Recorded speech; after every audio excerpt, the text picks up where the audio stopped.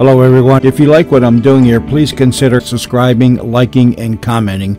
It would really help the channel out quite a bit. Thank you very much.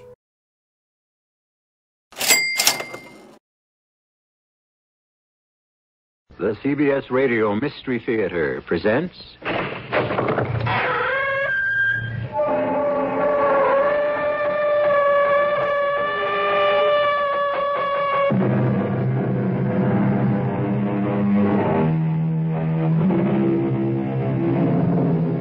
Come in. Welcome. I'm E.G. Marshall. God works in mysterious ways, we are told. His wonders to perform. And certainly the strange story I bring you now testifies to that. It is a story of horror indescribable, and yet of love unbounded, of nameless terror, and yet of sweet and gentle fulfillment. It is the story of what befell Kenneth Robinson, Professor Kenneth Robinson, I should say, when he delved too deeply and, yes, too arrogantly into cosmic mysteries which are perhaps best left alone. But you don't understand, Mildred. You don't understand. Oh, Ken, darling, what is there to understand? This isn't the first time you've made your spirit, your astral body, leave you and go wandering. Mildred. But, darling, even when I saw you lying there on the couch seemingly dead, I wasn't afraid. Not the way I was the first time. I knew you'd done it again. Made your astral body... But I didn't. That's what I'm trying to tell you. Mildred, heaven help me. This time my astral body left of its own accord. I've lost control over my own spirit, Mildred. Completely lost control.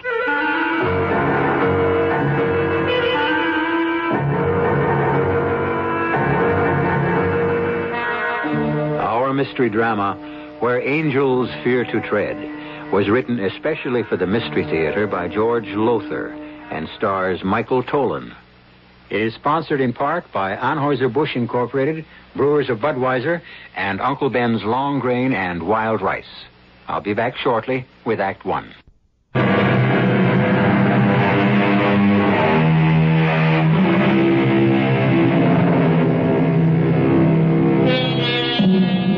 Birth, death, the life we live in between. At this very moment, scientists all over our globe are seeking the answers to these mysteries, or the one great mystery it may be. Some there are who say, don't do it. If God in his infinite wisdom had meant us to know the answers, he'd have revealed them. Others are of a different mind. They say the mysteries were put there to be unraveled, the answers found.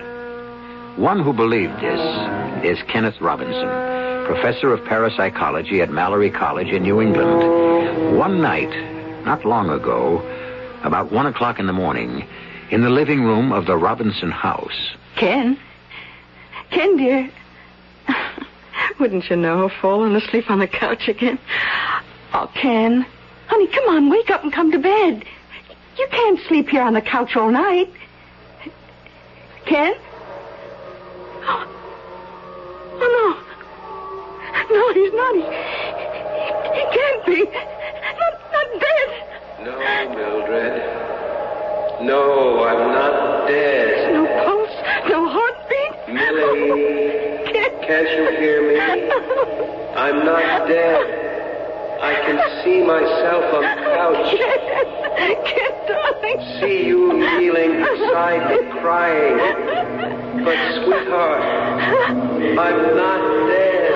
I must call Dr. Dutton. Yes, call Junius. Millie, no, don't call Dutton. I'll be all right again in a second or so. Just as soon as my spirit returns to my body. What? Oh. Where? Oh, you're alive. Oh, darling, you're alive. Millie, what's the matter with you? Of course I'm alive. I knocked myself out studying, stretched out on the couch, and fell asleep, that's all. Oh. Or I think that's all. Oh, no, darling, it isn't all. By no means all. Ken, I think you've done it. done it? I thought you were just asleep. But your body felt cold. I couldn't get a pulse. Wait, it's coming back now. What, darling? What? Okay, give me a minute. Yes. Yes, I could see you kneeling beside me on the couch. Hear you crying, and I talked to you. I said, "Don't call Dutton. I'm not dead." Oh, Ken. Wait, it's the breakthrough you've been after for years. Maybe. Yes, maybe. Let me try to remember more of what happened. When I stretched out to rest, I started doing the Kapalabhati. Oh, the recharging breath. Yes, to restore my energy. I wanted to study at least for another hour or two. But then, yes, that's when it happened. I can't describe it. There seemed to be a gathering together of some vital force inside me, gathering itself together as if to make a supreme effort of some sort. Millie, it was my Atman, my spirit preparing to leave my body. Oh, Ken. And it did. It gathered itself together in my head, and then it was like a bubble outside my head, but attached to it, like a bubble on a bubble pipe, you know? Oh, yes, And then suddenly, the bubble broke loose, and Millie, there I was, standing beside my own body and looking down as it lay stretched out on the couch. Oh, Ken, it's incredible. No, not really. Now, you've more than proved Dr. Dutton's faith in you when he gave you the chair in parapsychology. Oh, what is it? Why the sudden frown? I can't remember where I went or what I did. Oh, what do you mean, dear? My astral body, I have no recollection of where it went. What it did while it was free. Well, did it go somewhere? I'm not sure. I have the feeling it did, but no recollection. I almost know I went somewhere, did something, but it's all a blank. Oh, Ken, you look worried. No, not worried. Curious, that's all. Curious.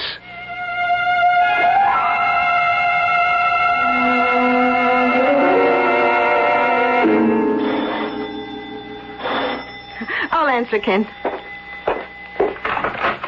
Yes? Mrs. Robinson? Yes? My name's Peters, Ed Peters.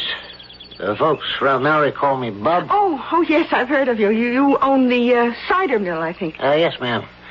Your husband home? Yes. I wonder I could see him for a minute? Well, I suppose. Yes. Well, come in. Oh, thank you. This way. Oh, Ken, dear, this is Mr. Peters. Bub Peters, he owns the cider mill. Oh, yes, we've met before. I hope you're still keeping our students out of your place, Mr. Peters. Oh, yes. You only had to tell me once that you wanted off limits, and off limits it became. For the students, anyway. What can I do for you, Mr. Peters? I'll see you along for a minute. Oh, well... No, Millie. I'm sure anything you have to say can be said in front of my wife, Mr. Peters. Well, it's okay with you. Why shouldn't it be? It's about last night. What about last night? Now, look now, Professor, I don't want to make it in trouble. You weren't all that drunk you're pulling a blank about what happened in my place? Your place? The cider mill? Yes, ma'am. What, are you saying that I was in the cider mill last night? Are you saying you weren't? Well, of course I wasn't. I was right here at home. My wife will tell you that. Well, I got witnesses, Professor. Now, look, I don't want any trouble. All I want is for you to pay for the damage you've done, that's all. Damage? You wrecked the joint, Professor. You know that. Busted chairs, smashed the mirror over the bar, and... Well, here's a list. If you just pay it, we'll say no more about it. What? $600? I was in the cider mill last night, drunk, me, and I wrecked... Unless you got a twin brother. No, I don't even have a brother. Well, like I said, now, no trouble. It wouldn't be good for me, and it sure wouldn't be good for you, so... send me a check, huh? Bye. I can see my way out. No, wait, before you go. Yeah. Tell me exactly what happened, exactly what I did, or what you say I did. Oh, you did, all right. I got witnesses. You come in smashed. What time? Oh, around 1 in the morning. Go on. Well, like I said, you come in juiced real high, and you started hitting the booze like it's going out of style, one drink after another. Then, you started getting a little too free and easy with the girls at your table. The girls at his table? Hostesses. 3 of them. One wasn't enough, he said.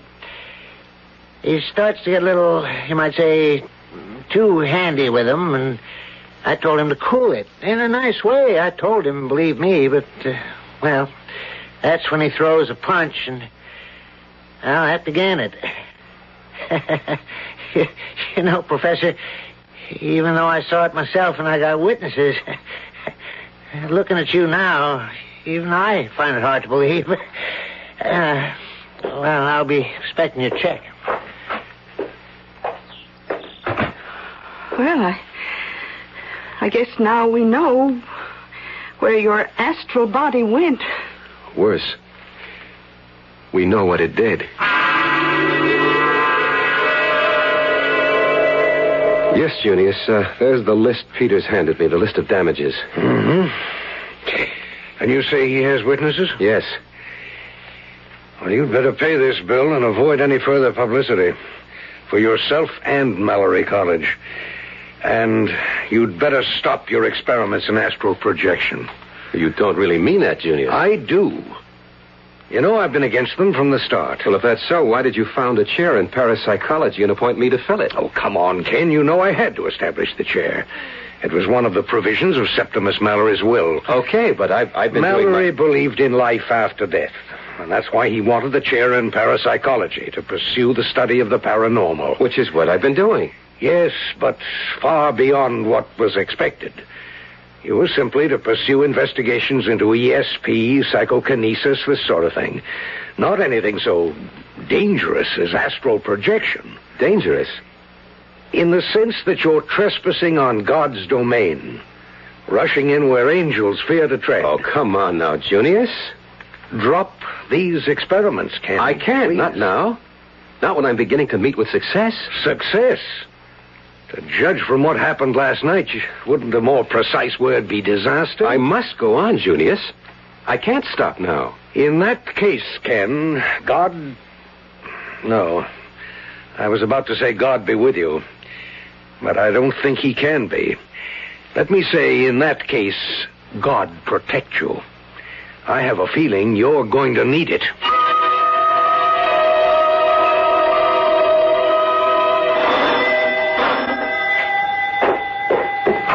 Oh, Junius, thank you for coming straight over. Where is it? On the couch in the living room.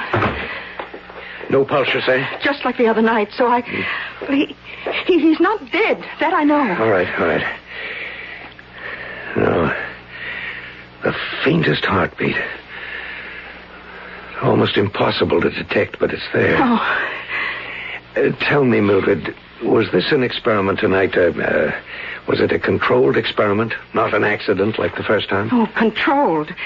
You see, he lay down on the couch and began doing some breathing exercises.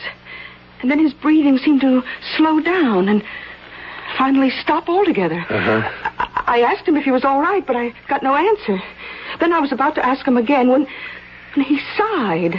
It was a sort of long sigh of relief, and somehow I knew that was the moment his astral body had left him. And you called me? Well, it scares me, Junius. I needed someone with me, someone like you. I keep wondering, where is he? Or it, whatever it is. Junius. Yeah, wait a minute. He's coming around. Oh, Ken? Ken? Junius. Oh, Ken, darling. Oh, sweetheart, I saw you again. You and Junius. I saw you here with my earthly body stretched on the couch. I heard you talking, everything you said. And this time it seems to me I can remember, almost remember, where I went and what I did. My recall is better, much better than the first time, and I... Yes, Ken? You what? Ken? I can't be sure, but Millie, Junius... What, Ken? What? I think I killed someone. Murdered someone.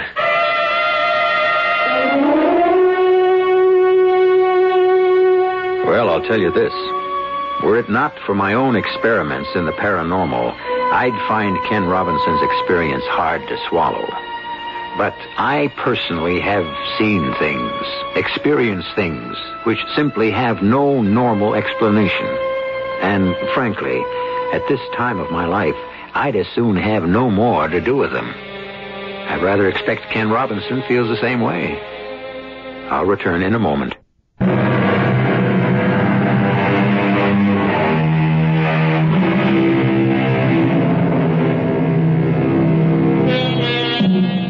So far as Dr. Junius Dutton of Mallory College is concerned, man had best not rush in where angels fear to tread, which is, of course, what Ken Robinson, professor of parapsychology, has done.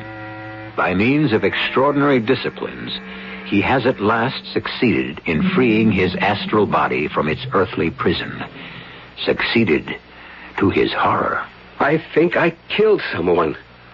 Murdered someone. Ken? Easy, Mildred, easy. Go on, Ken. I can't. What do you mean you can't? You've just said you think you murdered someone. But I can't be sure. It's something I sense rather than know. A feeling. That and no more. But there's got to be more. We've got to know more. I don't follow. If you have killed someone, your astral body or your Atman or whatever you call it, if you did, then we'd better be prepared for whatever lies ahead. Junius, what do you mean? I mean, my dear, if a murder has been done... Oh, no. Ken, try to remember. Try. Ken? No, it's no use. I can't. And maybe I'm wrong. After all, it's just a feeling I have, a hazy feeling. A feeling that could be 100% wrong. Or 100% right. Ken, I'm going to speak frankly. You know I'm your friend and Mildred's. You know, both of you, that there isn't anything I wouldn't do for you. We know, Junius. But there are some things that go beyond friendship, because they must. I carry the responsibility for the college and the people who made it. Ken, if you persist in continuing this dangerous, this disastrous experiment of yours, I shall have no recourse but to ask for your resignation.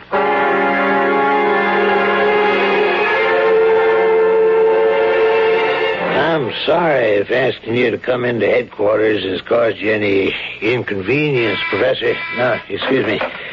Chief Langner? No. And hold all calls. No inconvenience, Chief, not in the slightest. Professor, everybody likes you. But everybody is kind of puzzled by you. Now, listen, don't get me wrong. I mean, we can talk man to man, huh? Whatever that is, yes. What I mean is that little wife of yours... Now, don't get me wrong. She's got what every man looks at. You know what I mean? What every man wants. What is it you're getting at? Why did you ask me to come here? Okay. I'll lay it out. How long since you slept with your wife? What business is that of yours? I'll tell you. Funny things happen in this town, things you wouldn't believe, but they happen. Like some men, well, I could mention names, big names in town. They got wives, some of them very attractive, but they, go to Rosie Smith. The town... Yeah. Well, so? You ever go to Rosie Smith? Of course not. Ever? Never. Well, she isn't as bad as all that, Professor. Look, will you please get to the point? Why am I here? Rosie says you tried to kill her. I tried to... Where were you 11 p.m. Wednesday night? Where was I? Yeah, where? Why, at home. At home? Yes, at home.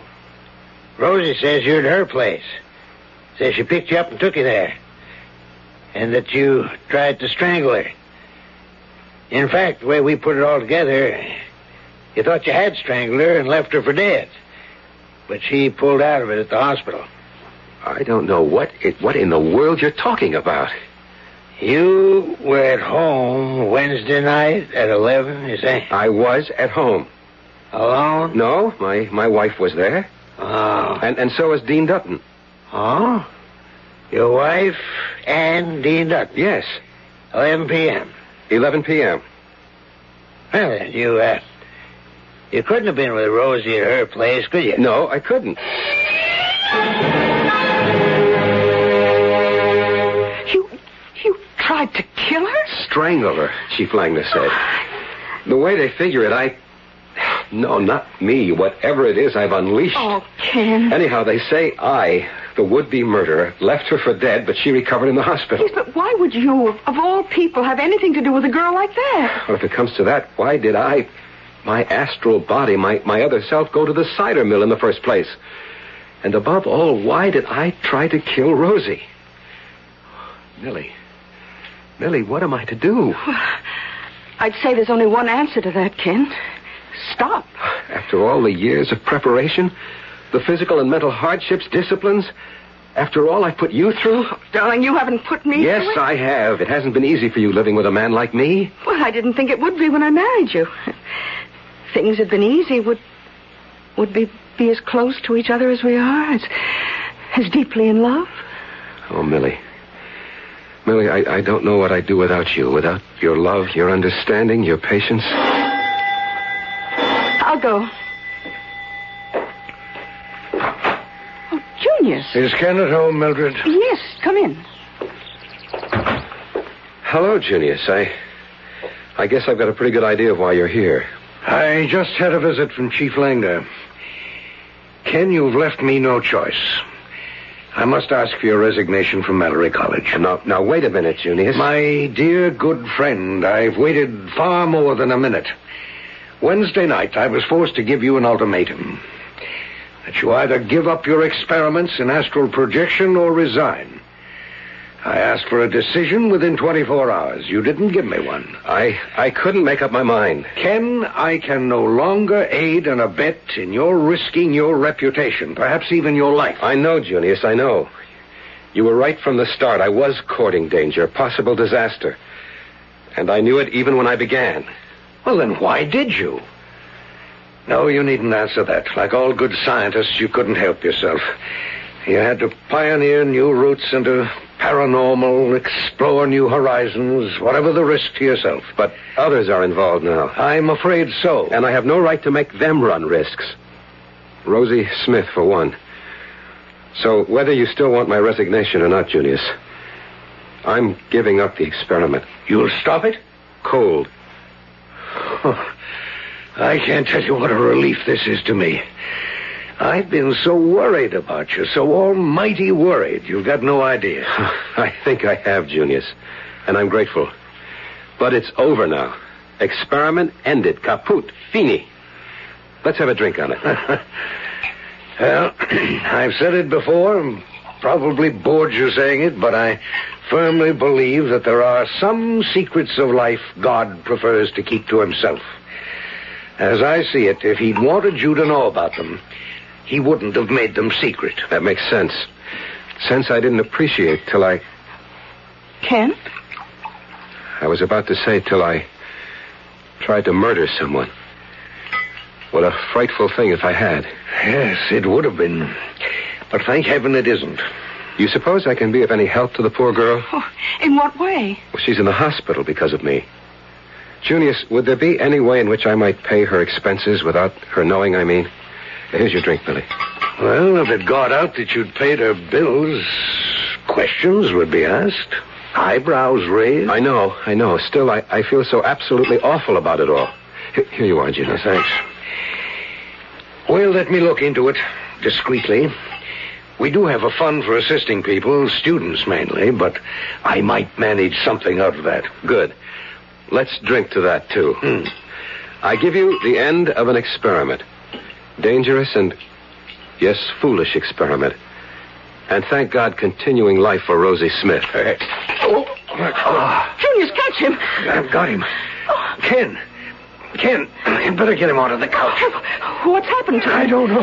He started to raise the glass to his lips and then dropped it, began to sway. State of collapse. Let me see. Junius. His heartbeat is so faint I can scarcely get it. There's no pulse worth mentioning. Skin is cold, clammy. Eyes turned back in their sockets. Junius, does this mean... It means, unless I miss my guess, it means Ken is no longer in control of his astral self. It means that regardless of Ken's plans for the future, his astral body, his other self, has different plans.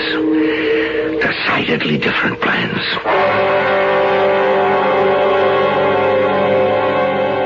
And so it would seem that, like Dr. Henry Jekyll, who, having released the vicious and murderous Edward Hyde, soon found Hyde in control, Professor Ken Robinson has unleashed a powerful and deadly force by tampering with the unknown, by seeking to unlock God's secrets, by rushing in where angels fear to tread. I'll return in a moment or so for Act 3.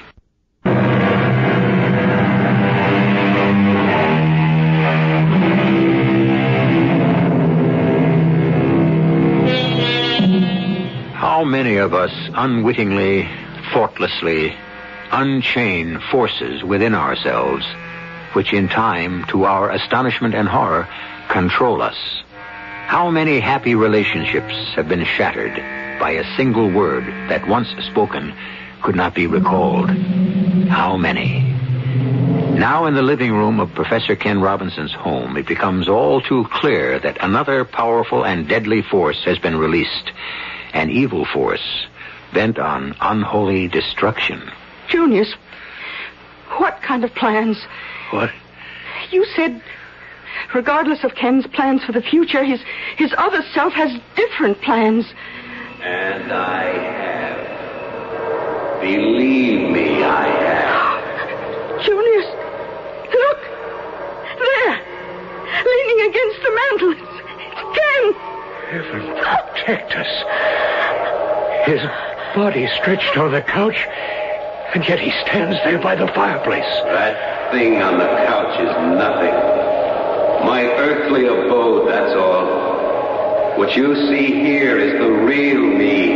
How is it I see you? I didn't see you before. How do I see you now? If you had any brains, Mildred, you'd be able to figure that out for yourself. You've grown stronger. Each time you've left that body on the couch, your strength has increased. The more power you possess, the clearer your astral image becomes. Bravo! To the head of the class, Dr. Dutton. What plans do you have? What are you going to do? Enjoy myself, that's all. Give full reign, total and complete freedom to every desire, Professor Kenneth Robinson. The well-loved and respected Professor Robinson tried to restrain, to curb, to destroy. Ken, listen to me. Return to your body, to the good influences, the restraint. Straight jacket, not a body. Oh, but I'll return. Don't worry, I'll come back. But not until I've had my fun. What kind of fun? What are you planning to do? You'll find out. You'll find out. Oh, Junius! Heaven help us. What can we do? Nothing. And hope heaven does help us. And him.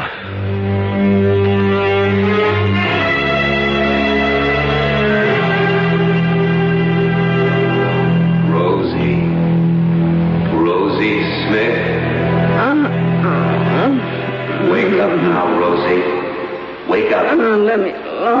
sleepy. Go Wake away. up when I tell you. Oh. Hey, what the devil are you? You. That's right, Rosie. Kenny boy. The happy playmate has returned. How'd you get in here? My door's double locked. Never mind, I don't care how you got in. Just get out. Now, don't get all strung out, Rosie. Don't get strung out after what you did to me last time. You damn near killed me. If at first you don't succeed, What? try again. No. I wouldn't do that, Rosie. The police will take care of you. They didn't the last time, and they won't. Look, let me alone. I never done you no harm. I just want to play, Rosie. That's all. No.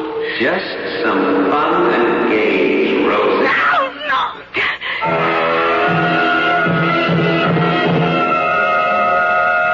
Junius? Are you sure Ken isn't dead? He's alive. Very slow pulse, but a pulse. His respiration. Oh, wait. I think he... Is he coming to? Ken, can you hear me? Of course, I hear you, Junius. Oh, Ken, dearest. Mildred, what's this all about? All I do is take a nap, and you and Junius hovering over me like mother hens.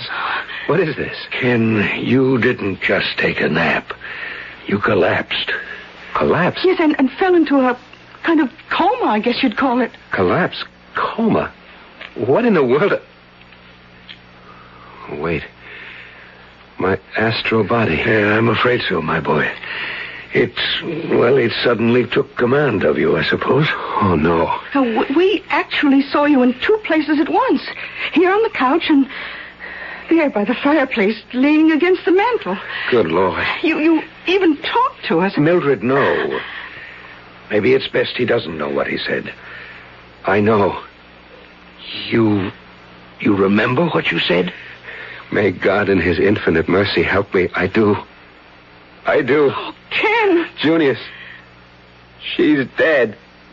Rosie Smith is dead, and I killed her horribly, cruelly. I killed her. Oh, no.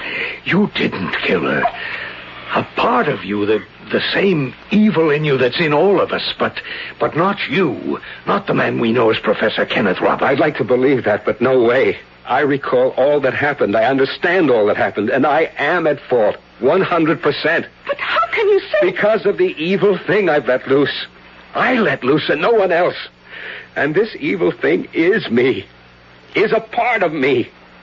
You may say, Junius, I didn't murder Rosie Smith, but I did. Who are you phoning? The police. Chief Langdon. Oh, wait, Ken, wait. Take a moment to think this There's out. nothing to be thought out. What's done is done. I'm a murderer. I must give myself up.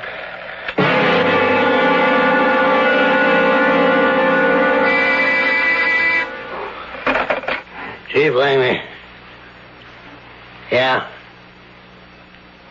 I see. Bad as that.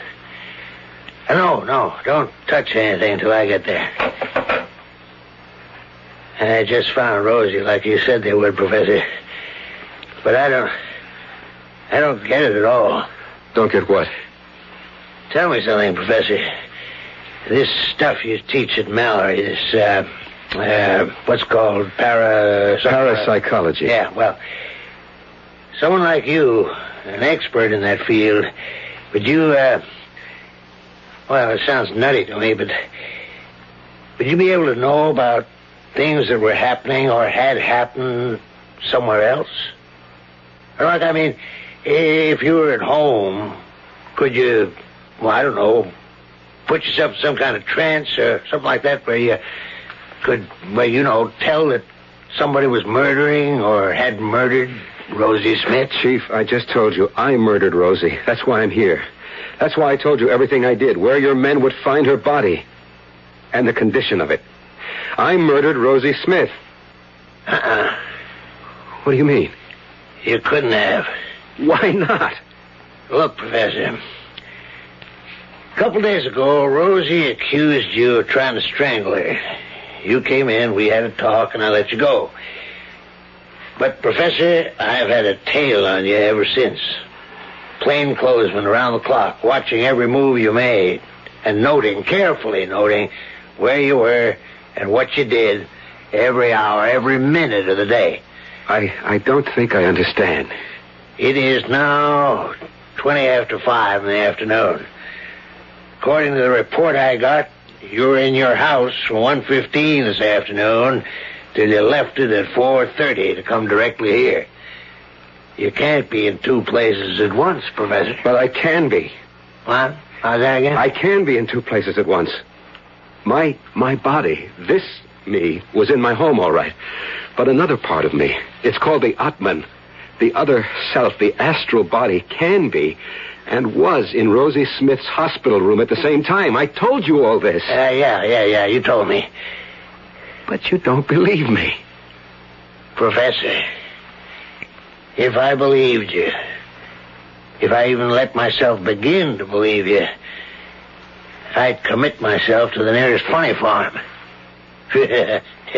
And, Professor, I'd insist they throw away the key.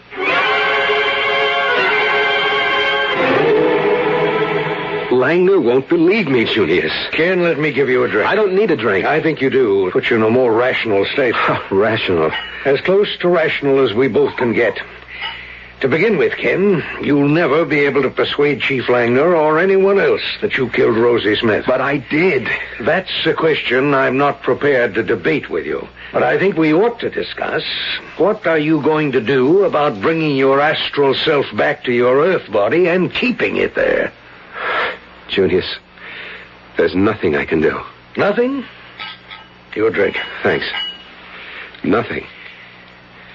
And I see in your face, it's in your eyes, Junius. You know I can do nothing. That I'm helpless. I'd hoped I was wrong. You have more expertise in these matters, and I hoped you'd say... No hope. I went too far. Junius, What is it? What is it? Ken! Ken, happened to him again. Get him onto the sofa. Just drop that hulk we call a body, Junius. Just throw it on the floor. That's all it's worth. Ken, I'm holding your body, but you were over there. Don't look and sound so shocked. You've seen this before. Enjoy seeing it while you can.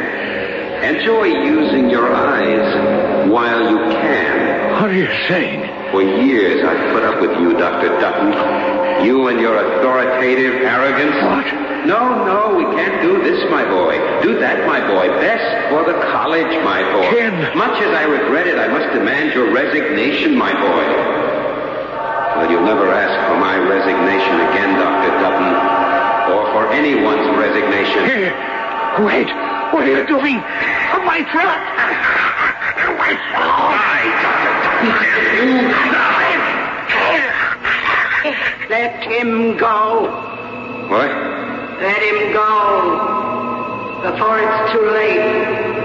Rosie Smith, you're dead. Of course. You killed me. Then how can you be here? You're forgetting, Professor. Forgetting that you're on the astral plane now. And me being dead, so am I. And you think you can stop me from killing Dutton? Look, he's already unconscious. One more squeeze of my fingers around his throat. And you will be condemned to a hell. So frightful and so everlasting. Condemned to hell? The evil we do, we pay for. And right now you're on a real bummer of a trip. Better cool it. You don't scare me. Listen, Prof. That body you see on the floor. No, not Dr. Dutton's. Yours. You were born into it for just one reason. To suffer. To suffer through what earthly beings call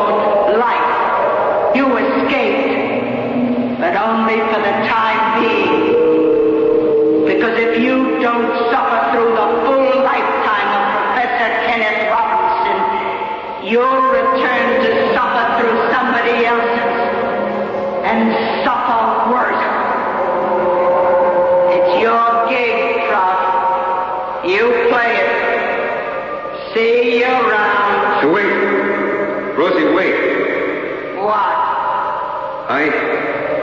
I killed you. If I did want to make it up, I say if. How would I do it? Go back into his body, and you'll make it up all right.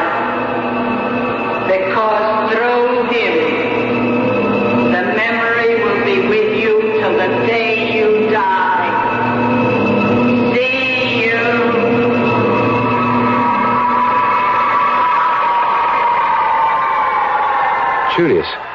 Julius, what are you doing on the floor? What am I doing here? It happened again, and you tried to kill me, Ken. Oh, no, I couldn't have. I could never. Oh, yes. Yes, it's coming back. I'm remembering.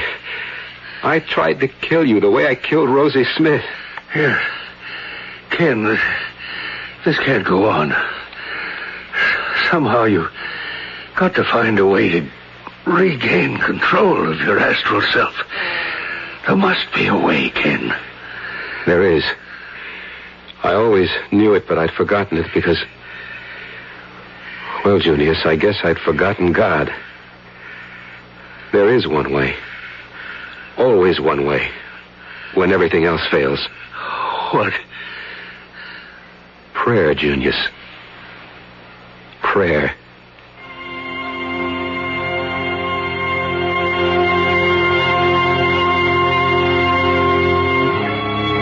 So a man who tampered with God's laws was saved, thanks to God. I, too, have found... Oh, no, don't get me wrong. Nothing so horrendous as what happened to Ken Robinson has ever happened to me. But I have found, in my time, that, indeed, when all else fails, prayer very often succeeds.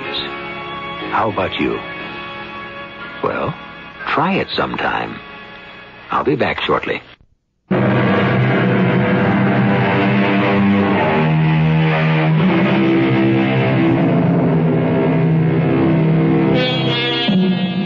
All's well with Kenneth Robinson now, and so with Mildred, too. For years, Ken has stuck very closely to the much safer pursuits of ESP and precognition and all that. And oh yes, they have 2 children now, which, it occurred to me, might be another form of astral projection. But then, what do I know? Our cast included Michael Tolan, Bryna Rayburn, Court Benson, and Robert Dryden. The entire production was under the direction of Hyman Brown.